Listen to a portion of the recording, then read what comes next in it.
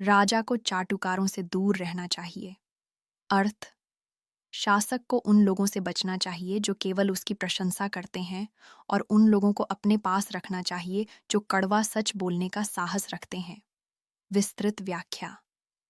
चाटुकार राजा को उसकी कमजोरियों और राज्य की वास्तविक समस्याओं से अनभिज्ञ रखते हैं। वे केवल वही कहते हैं जो राजा सुनना चाहता है, जिससे राजा भ्रम में जीता है और गलत निर्णय लेता है। इसके विपरीत, एक सच्चा और ईमानदार सलाहकार, भले ही उसकी बातें कड़वी लगें, राजा को सही मार्ग दिखाता है और राज्य को संकट से बचाता है।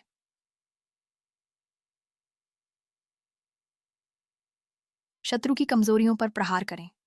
अर्थ, युद्ध जीतने के लिए केवल अपनी शक्ति पर ध्यान केंद्रित करना पर्याप्त नहीं है। शत्रु की कमजोरियों को पहचानना और उन पर हमला करना भी आवश्यक है। विस्तृत व्याख्या। चाणक्य एक महान रणनीतिकार थे। उनका मानना था कि हर शत्रु, चाहे वह कितना भी शक्तिशाली क्यों ना हो, उसकी कोई ना कोई कमजोरी अवश्य होती है। चाहे वह उसका अहंकार हो, कोई आंतरिक कलह हो या संसाधनों की कमी हो। एक चतुर राजा अपनी शक्ति का व्यय सीधे टकराव में करने के बजाय शत्रु की उस कमजोर नस को दबाता है, जिससे कम से कम नुकसान में अधिक से अधिक सफलता प्राप्त की जा सके।